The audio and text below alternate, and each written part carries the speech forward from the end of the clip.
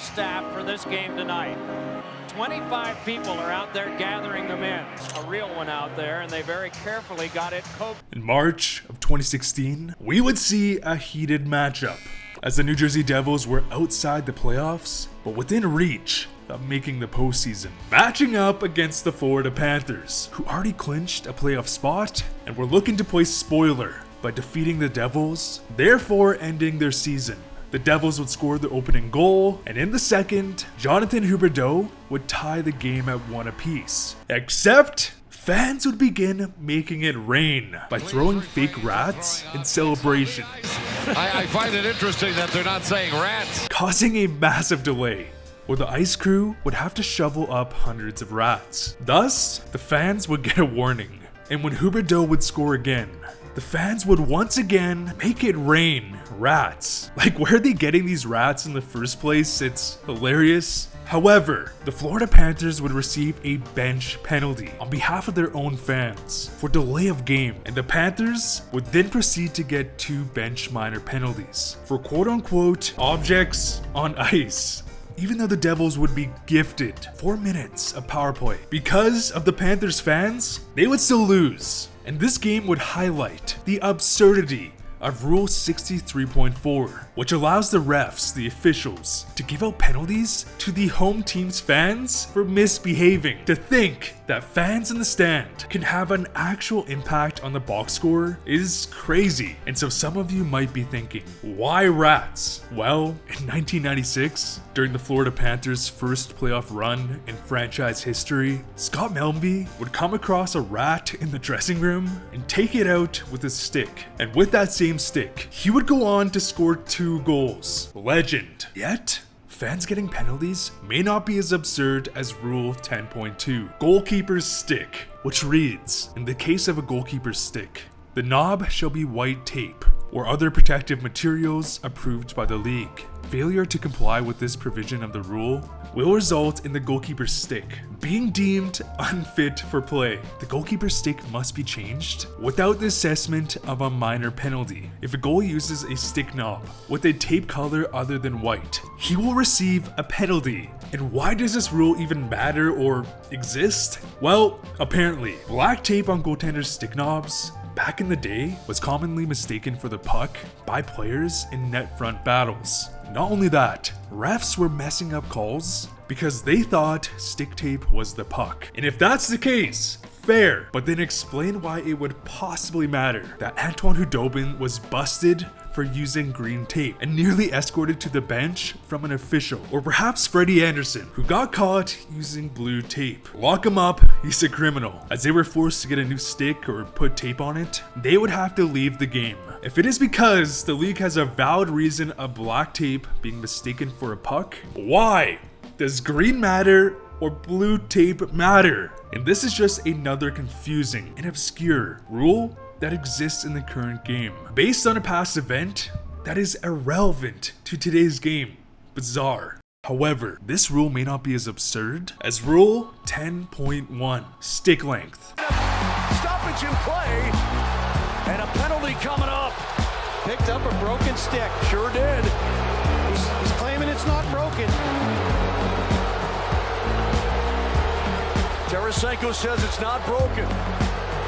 Because in a heated back and forth game between the Blues and Avalanche, the Avalanche would tie the game up late in the third. Commence 3-on-3 OT. During a scrum, Colton Parayko would drop his stick and it would end up in the corner. Thus, Tarasenko would smartly hand over his stick to their only defender. And when he got a chance, Tarasenko would then rush to the corner to pick up Parayko's stick. And not only did they both hilariously have to use the wrong-handed stick, but because Tarasenko is 6 feet tall and Parayko is 6'6", Tarasenko would instantaneously receive a penalty for using a stick that is too long, even though it wasn't his. As Rule 10.1 states, no stick shall exceed 63 inches in length from the heel to the end of the shaft, unless you make a special request to the NHL Operations Department. And I will say, this rule does make sense if you are actively using a stick that is way too big, as it gives smaller players a massive defensive advantage,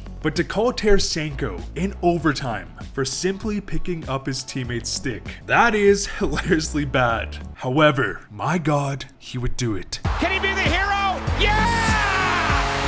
Goodbye, good night! What a game! As Ryan O'Reilly would do the unthinkable, scoring the OT winner, shorthanded in 3-on-3.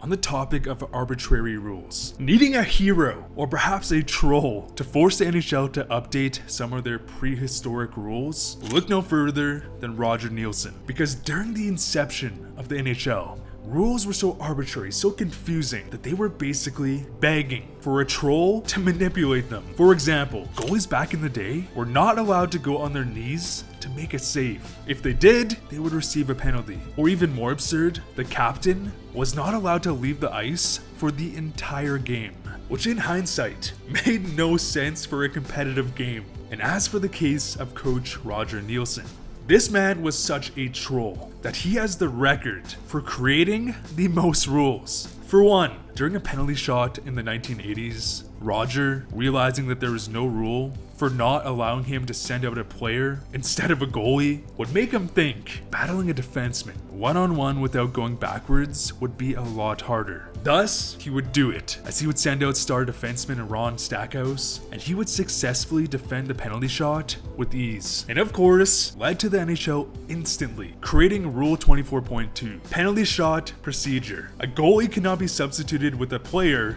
during a penalty shot. But it doesn't stop there, as Roger Nielsen would also force the NHL's hand to create Rule 67.5, because in the event where his team was down a goal and needed to pull the goalie, he would tell his goalie to leave his stick horizontally across the crease in the case of him being pulled. Therefore, if the opposing team went for the open net, it would hit the stick, which of course was instantly banned. And as for the last, Roger Nielsen tactic has to be the most trolly. Because in a scenario where the opposing team was down a goal trying to win the game, Roger Nielsen would purposely send out an extra forward or two, knowing that it would result in a penalty, but that extra player was enough to disrupt the play, to the extent that the NHL would have to introduce Rule 74.4. Deliberate illegal substitution that gives the other team a penalty shot if they're trying to attempt the too many men strategy. Roger Nielsen was a confusing genius that had a knack for finding loopholes where he could manipulate the game in his favor. You know how some people don't have to say a word, but automatically gain the respect of the room? Think about ex-players turned GM in Steve Yzerman, or perhaps Joe Sakic. These two legends apparently garner so much respect from other teams that they let them commit highway robbery in trades with their own teams. Like, at this point, this has to be the reason, right? So hopefully the team you cheer for doesn't receive a phone call from Stevie Y or Sakic. And when it comes to management legends, look no further than Lou Lamoriello, the godfather of the NHL, as this man started his hockey management career in the 1960s and is currently the general manager of the New York Islanders. So with 60 years of experience, without a doubt, Lamoriello can truly say, been there, done that. As not only does he have 3 Stanley Cups, a Lesser Patrick Award for helping build US hockey, but he also just won back-to-back GM of the Year trophies. Apparently Lou ages like fine wine.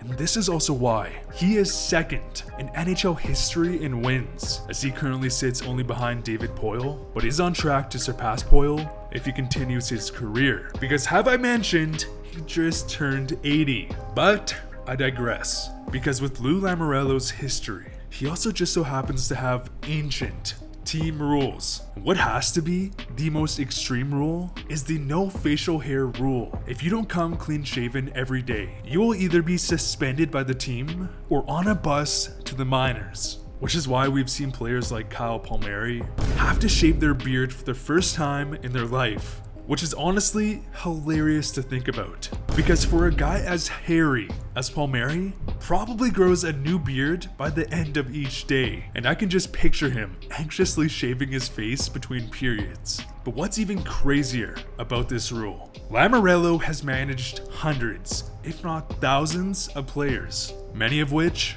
would not take his no facial hair rule too fondly. But he has so much respect that not one player has ever won against Lou and grew facial hair. Well, maybe it did happen and they got shipped to Russia. Like, this is the epitome of my body, my choice. Yet, thousands of players have instantly bowed down to the Godfather, Lou Lamoriello. And before I end off, I started a new hockey card channel where I just opened the best card I've ever pulled to date. Check it out. Also, I can't believe I'm saying this, but we are on the road to 100,000 subscribers. So if you like the content, make sure to press subscribe. Thanks for watching.